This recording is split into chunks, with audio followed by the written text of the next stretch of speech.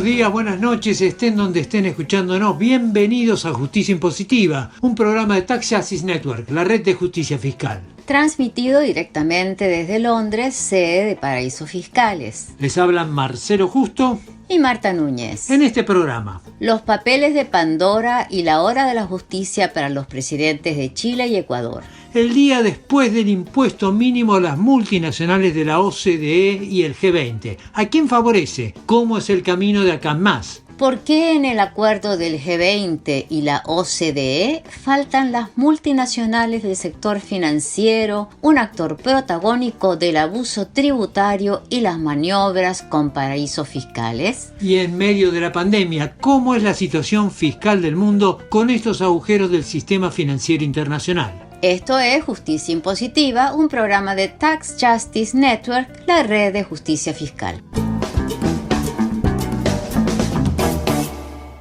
Desde octubre, las revelaciones de los papeles de Pandora tienen contra las cuerdas a varios presidentes de América Latina, que parecerían formar parte de la misma familia. Sebastián Piñera de Chile, el ecuatoriano Guillermo Lasso, el dominicano Luis Abinader y una miríada de expresidentes, Horacio Cartés del Paraguay, Pedro Kuczynski del Perú, el hondureño Porfirio Lobo, el panameño Ricardo Martinelli, el argentino Mauricio Macri, todos pertenecen a la derecha neoliberal más recalcitrante. Todos han acumulado grandes fortunas con métodos dudosos, todos tienen una inclinación irresistible a la evasión y elusión tributaria, todos quieren afianzar y expandir este poder económico a través del ejercicio directo del poder político. En los papeles de Pandora, presentados por el Consorcio Internacional de Periodistas de Investigación, quedaron retratados, igual que habían quedado retratados en otras denuncias históricas como los papeles de Panamá o los papeles del Paraíso. Hasta hace poco el escándalo que producían estas revelaciones no pasaba de un pasajero revuelo público y mediático. Pero con la pandemia y con tanto abuso, impunidad y crisis fiscal,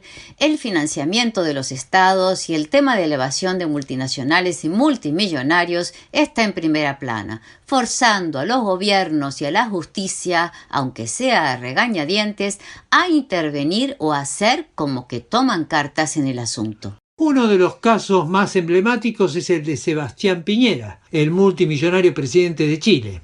Piñera es emblemático por partida doble, porque conforma a la perfección con el estereotipo del político de derecha millonario y usuario de paraísos fiscales, pero también porque Chile fue siempre presentado como un modelo de transparencia y rectitud, el espejo en el que debía mirarse América Latina a nivel económico, social, institucional. Y de golpe resulta que no, que ha sido toda una gigantesca pantomima.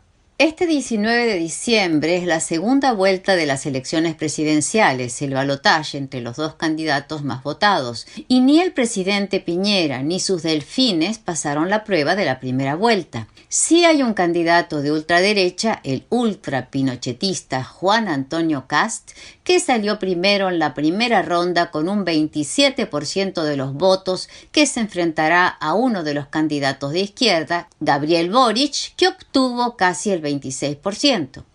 Pero más allá del resultado de la segunda vuelta electoral, que desconocemos a la hora de grabar este programa, el pueblo chileno votó en octubre por más del 80% a favor de cambiar la constitución pinochetista. Se podría decir que en Chile se respiran aires de renovación profunda y al mismo tiempo de miedo y rechazo troglodita al posible cambio. El resultado es un país dividido. Mientras tanto, las denuncias de los papeles de Pandora contra el presidente Sebastián Piñera están siendo investigadas por la Fiscalía en un caso que retrata a la élite económica chilena, particularmente cuando además de tener las riendas del dinero, consigue el poder político. El caso de la compra-venta de un megaproyecto minero del presidente Piñera a un íntimo amigo suyo, operación efectuada en el paraíso fiscal de las Islas Vírgenes Británicas. El presidente negó categóricamente las denuncias, pero el escándalo abrió la posibilidad de una resolución institucional, es decir, a través del Poder Judicial. Esto es lo que le explicó a Justicia Impositiva desde Santiago de Chile el miembro de ICRIT, la Comisión Internacional por la Reforma del Impuesto Corporativo Internacional,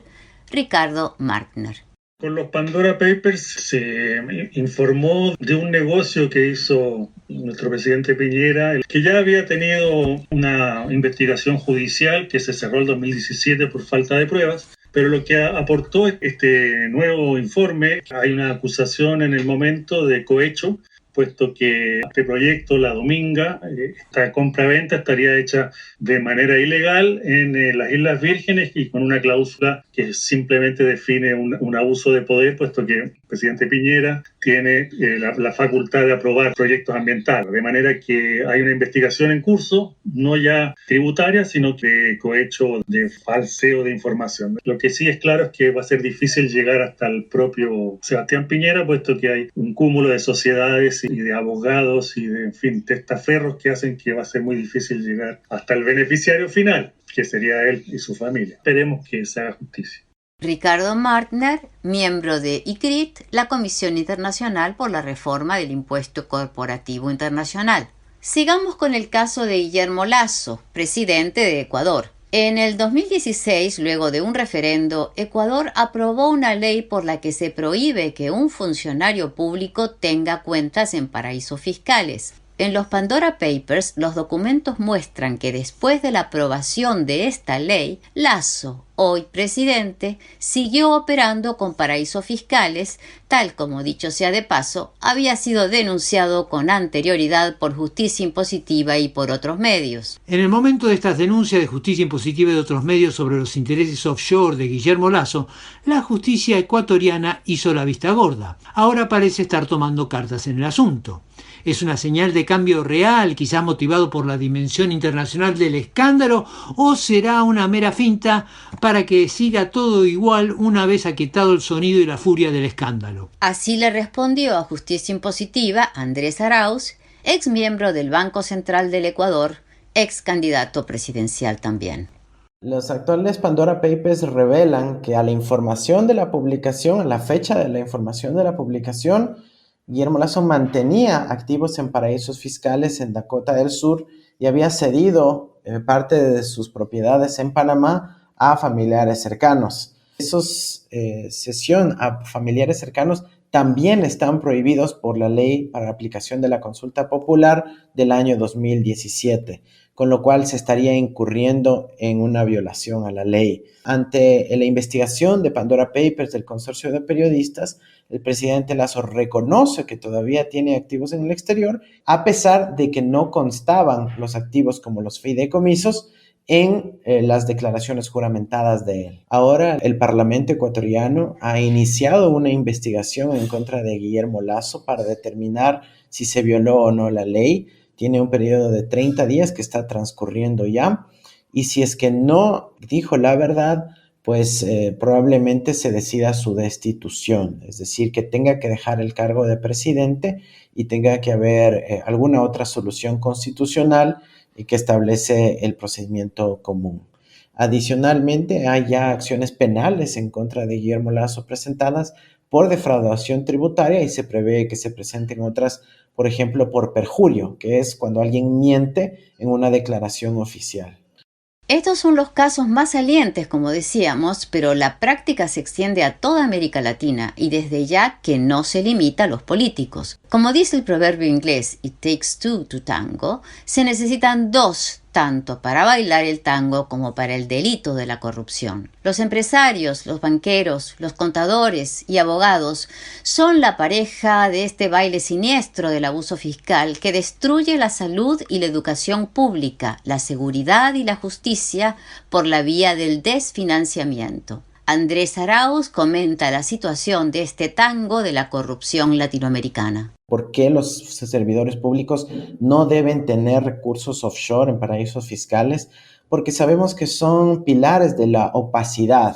Es ahí donde se esconden las posibles transacciones oscuras vinculadas a la corrupción, a malos manejos, a conflicto de interés, a ocultamiento de patrimonio y cómo esto afecta al desarrollo y al desenvolvimiento de un país. Ese es un primer paso. Segundo, tomar conciencia que las élites oligárquicas que tienen esos recursos en el exterior, especialmente de América Latina, van a utilizar la fuerza, la represión, el lawfare para minimizar cualquier investigación que se lleve a cabo. Y por último, se necesita una acción de solidaridad muy concreta en donde se visibilice estas amenazas tanto a la democracia como a las personas investigadas, como se hizo en el caso de en Malta y en otros países que pues los periodistas han cumplido un rol revelador. El ex miembro del Banco Central del Ecuador, ex candidato presidencial y autor de varias obras, entre otras una En Marcha sobre la historia de los paraísos fiscales en Ecuador, Andrés Arauz.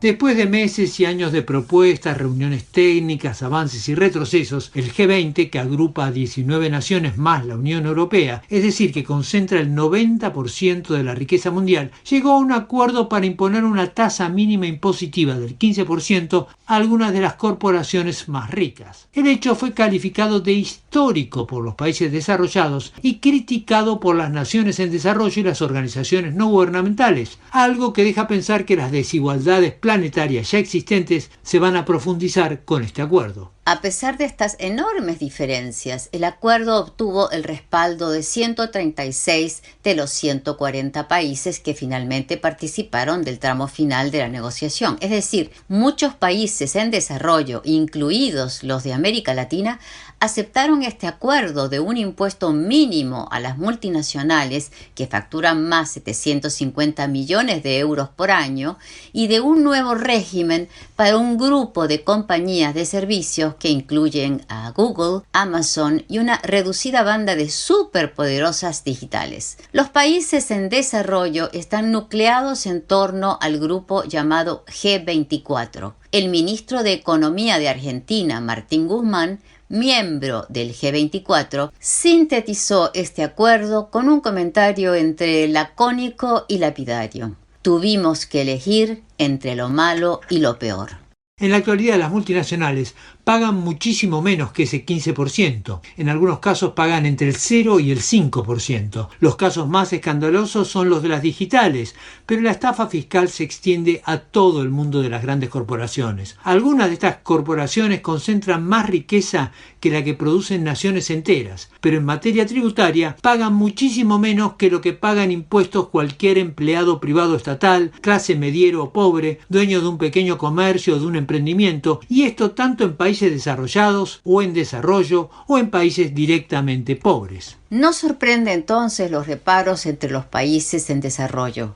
Algunos como Nigeria decidieron rechazar el acuerdo a pesar de la presión enorme que ejercieron Estados Unidos y los países desarrollados para que no lo hicieran. Otras naciones en desarrollo no formaron parte de las negociaciones. Tomando en cuenta todas estas críticas y limitaciones, ¿qué legitimidad tiene este acuerdo? ¿Servirá para cambiar algo o no cambiará nada?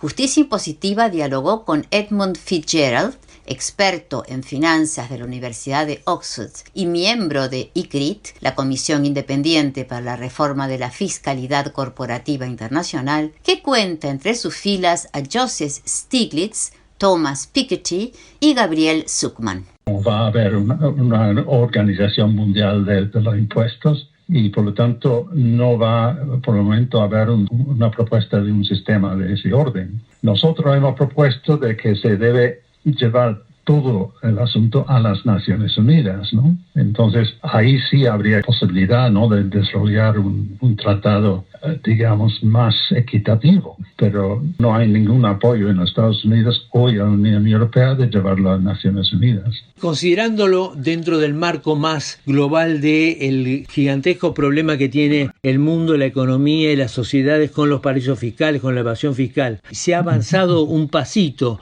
pero estamos todavía lejísimos de tener un mundo en donde haya justicia impositiva y en donde haya un equilibrio fiscal. Es decir, se avanzó un poquito, pero nada más. En la práctica se ha avanzado un paso. Una proposición era de que la política fiscal era asunto del país nada más.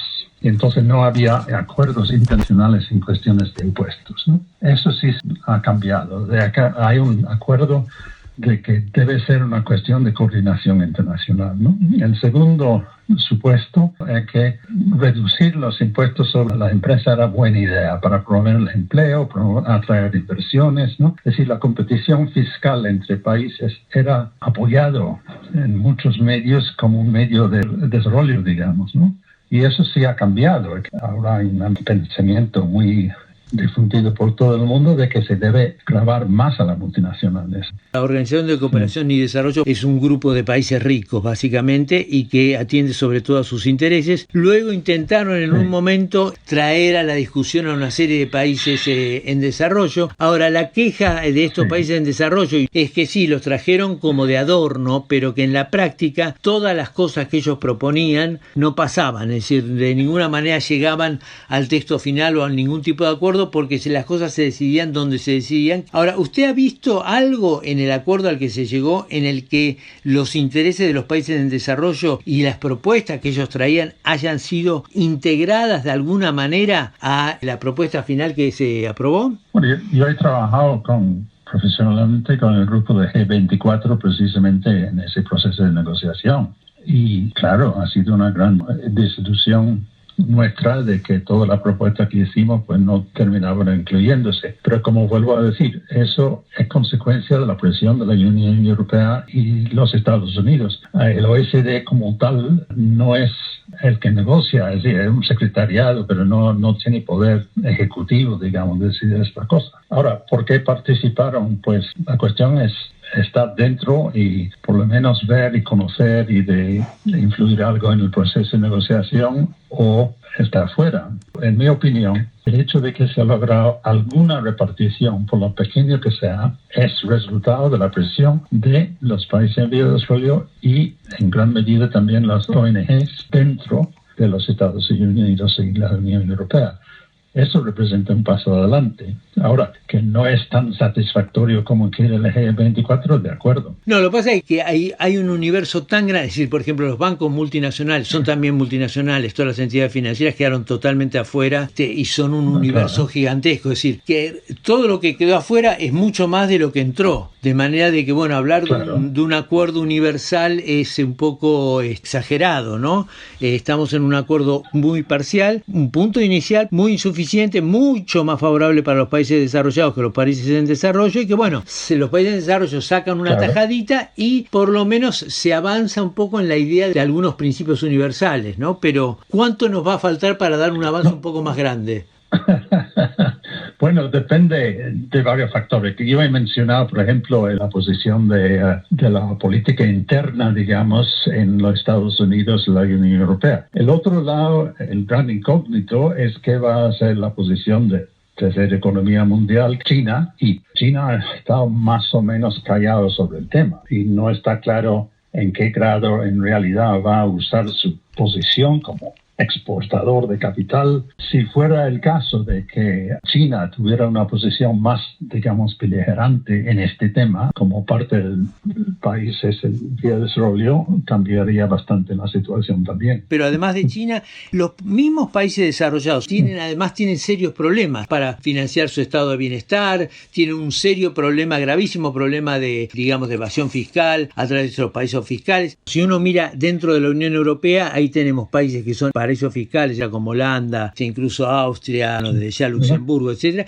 y países que son netamente perjudicados, como son España, Italia, etcétera. De manera que hay contradicciones internas fuertes y el acuerdo es también insuficiente para los países desarrollados. Que sea tan insuficiente también para los países desarrollados puede ser también un motor para que haya un nuevo cambio, para que haya nuevas posibilidades de mejorar esta fórmula actual que es insuficiente para todos, en especial para los países en desarrollo, pero también para los países desarrollados. Yo creo que sí. Parte del proceso va a ser de las presiones fiscales internas en los países desarrollados, pero también el cambio ideológico, que ha sido importante. Edmund Fitzgerald, de ICRIT, la Comisión Independiente para la Reforma de la Fiscalidad Corporativa Internacional. Uno de los más flagrantes agujeros del acuerdo sobre multinacionales del G20, anunciado a fines de octubre, es que no figuran los bancos, a pesar de que son uno de los sectores multinacionales de mayor facturación y peso en la economía mundial. Hay 28 grandes bancos en el mundo que concentran el 90% de los activos financieros, que manejan el mundo del crédito, que manejan el mercado cambiario y los productos tóxicos financieros que provocaron crisis sistémicas a nivel global como la de 2008. Estos bancos son fundamentales en el circuito de los paraísos fiscales y la evasión global. Manejan las carteras de inversiones y los fondos de muchos clientes. Tienen sucursales en paraísos fiscales para procesar las transferencias de fondos y la evasión fiscal. Y además, los impuestos que los mismos bancos pagan al fisco están muy por debajo de lo que deberían pagar. Y sin embargo, el G20 y la OCDE no los incluyeron en un acuerdo que calificaron de histórico. La amenaza del Reino Unido de retirarse de las negociaciones fue decisiva para que los bancos no fueran incluidos en el acuerdo. Los bancos tienen unidades específicas que manejan la fuga del dinero a paraísos fiscales. Sucede en todo el mundo. En América Latina se hacen una fiesta. Justicia Impositiva dialogó con Hernán Arbizu, financista, ex jefe de una de estas unidades para el JP Morgan Chase en América del Sur, cuya misión era captar activos de argentinos para sacarlos del país, depositarlos en paraísos fiscales y que no pagaran impuestos. En el 2008, a meses del estallido financiero, el JP Morgan Chase le puso como meta a Arbizu que extrajera $150 millones de nuevos activos en Argentina para fugarlos a paraísos fiscales. Según Arbizu, todos los bancos están en este negocio.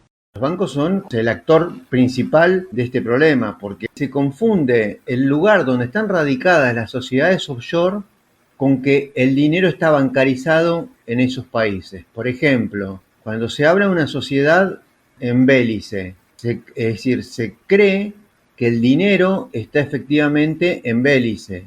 No, lo que está radicado en Belice es la sociedad. Pues esa sociedad tiene entre sus propiedades o entre sus activos cuentas bancarias. Esas cuentas bancarias están en los principales países miembros de la OCDE, Estados Unidos y los europeos, por lo cual ahí también hay un problema de conflicto de intereses por parte de la OCDE, ¿no es cierto? De hecho, la relación constante, digamos, cliente/evasor con banquero, no con el abogado que le hizo la sociedad. El abogado le hace la sociedad y después no tiene una relación fluida como sí tiene con el banquero, porque la plata está en el banco, repito. El banco, en mi caso, en Nueva York. A pesar de unas tímidas reformas, las cosas no han cambiado. ¿Por qué no se contiene esta bomba de tiempo que tiene entre sus ingredientes el creciente negocio del abuso fiscal planetario? Nuevamente, Arbizu con nosotros. ¿Quién debe regular esto? La OCDE, la Organización de Cooperación y Desarrollo Económico. ¿Y quiénes constituyen la OCDE? ¿Quiénes tienen poder en la OCDE? Los principales países que son parte de este sistema. Pero desde el 2012, de nuevo, la OCDE incorporó a la evasión fiscal como delito precedente del lavado de activos. Antes recordemos que los lavados de activos eran provenientes de un delito precedente, que eran el narcotráfico, de financiación del terrorismo, tráfico de armas o tráfico de personas. No incluía la evasión. Desde el 2012 que está incluido como delito precedente del lavado de activos. Entonces, si yo, argentino, estoy abriendo una cuenta o estoy enviando una cuenta en Estados Unidos, dinero que no tengo declarado ante la AFIP, el ente recaudador de la Argentina, no lo tengo declarado ante el Estado argentino, lo tengo fuera del sistema financiero argentino y le estoy ingresando en el sistema financiero nada más y nada menos que de los Estados Unidos, claramente estoy lavando dinero. El financista Hernán Arbizu. Con un acuerdo embrionario e insuficiente sobre el impuesto mínimo a las multinacionales, con los paraísos fiscales intactos, con escándalos que revelan la conducta compulsiva de los grandes multimillonarios en torno a la evasión, ocurrió en los 2 últimos años uno de los hechos más impredecibles y devastadores de la historia de la humanidad, la pandemia del COVID. ¿En qué estado se encuentran las finanzas del mundo para afrontar los desafíos médicos y económicos sociales que plantea esta explosiva coctelera? Según el segundo informe anual de Tax Justice Network, la organización que financia este programa, el mundo perdió en recaudación por el abuso fiscal de corporaciones multinacionales y multimillonarios más de 400.000 millones de dólares al año. Y aclaremos, Marcelo, que este cálculo es en realidad la punta del iceberg, porque solo contabiliza a las multinacionales que mostraron sus datos a la Organización de la Cooperación y Desarrollo, un grupo mínimo de corporaciones con facturación superior a los 750 millones de euros, que no incluyen a las gigantescas multinacionales del mundo financiero o a las empresas extractivas. En la introducción al informe de las cuentas fiscales de 2021, Liz Nelson, de Tax Justice Network, comparó este monto sustraído a la recaudación fiscal con el programa de vacunación a nivel mundial. Now, the report emphasizes that the 483 billion lost a year could pay to fully vaccinate the global. El informe resalta que este dinero que se pierde por la evasión fiscal podría vacunar a toda la población mundial más de 3 veces. Por cada segundo que los países desarrollados le roban ingresos impositivos a los países, se podrían vacunar a 1.000 personas. That's every second 1,000 people could be vaccinated. Esta desigualdad se refleja en la escandalosa desigualdad de vacunación en países desarrollados y en desarrollo, que como vemos con la aparición de Omicron, esta nueva variante mucho más contagiosa del COVID que se originó en el sur del planeta, está afectando a todo el mundo, incluso a países desarrollados que acapararon la mayor parte de la vacunación a nivel mundial. En América Latina, varios países se vieron desbordados durante esta pandemia de la peor manera, no pudiendo atender a los pacientes que se morían en las calles porque no había camas, ni enfermeros, ni médicos suficientes. En la conferencia de presentación de este estado anual de las cuentas fiscales del 2021 de la Tax Justice Network, Rodolfo Bejarano detalló la situación y las medidas que algunos países de la región están contemplando para empezar a lidiar con la crisis sanitaria, económica y social. Tenemos problemas de baja presión tributaria, tenemos problemas de una alta regresividad de nuestros sistemas tributarios,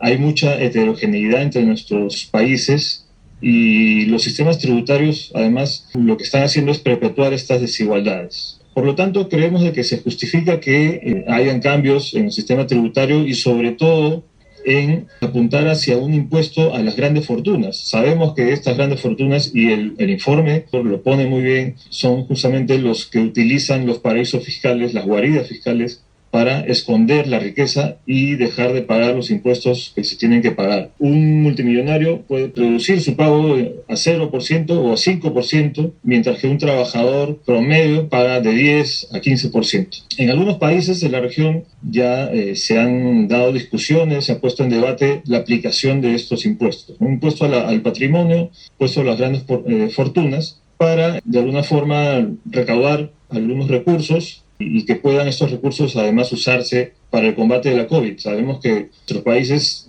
hay una alta informalidad, muchas personas están desprotegidas y quedaron muy desprotegidas también de empleo en términos de seguridad social por efectos de la pandemia. Entonces, lo único que quedaba era afrontar esto a través de ciertas medidas, pero para eso se necesitaba tener recursos. Entonces, la experiencia que se ha tenido es en algunos países se ha dado ya esta discusión de aplicar impuestos a las grandes fortunas, porque solamente lo tenían Argentina, Uruguay y Colombia antes de la pandemia. Ahora lo tiene Bolivia, pero ya no lo tiene Colombia. Pero digamos que se han mostrado ciertos avances, al menos en estos países. En Argentina ya existía un impuesto a los bienes personales, pero con motivo de la crisis se discutió desde el Congreso la aplicación de un impuesto, un aporte extraordinario, ¿no?, hacia las grandes fortunas. Esto se aprobó y ya se está aplicando este año, por una única vez, pero los resultados han sido positivos en términos del número de personas a las cuales se está aplicando este impuesto y además de la recaudación que se ha logrado obtener.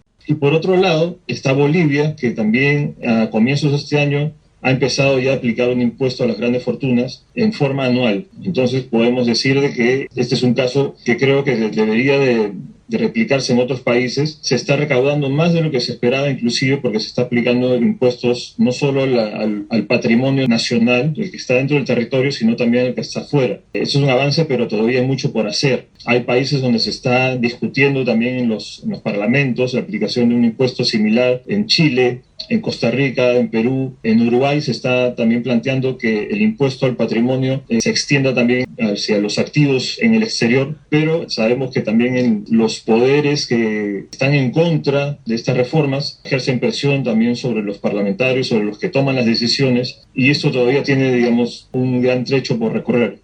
Rodolfo Bejarano de Latindad. Llegamos así al final de esta edición de Justicia Impositiva. No olviden que pueden seguirnos en Twitter, @j_impositiva. O suscribirse a nuestra página web www.justiciaimpositiva.com.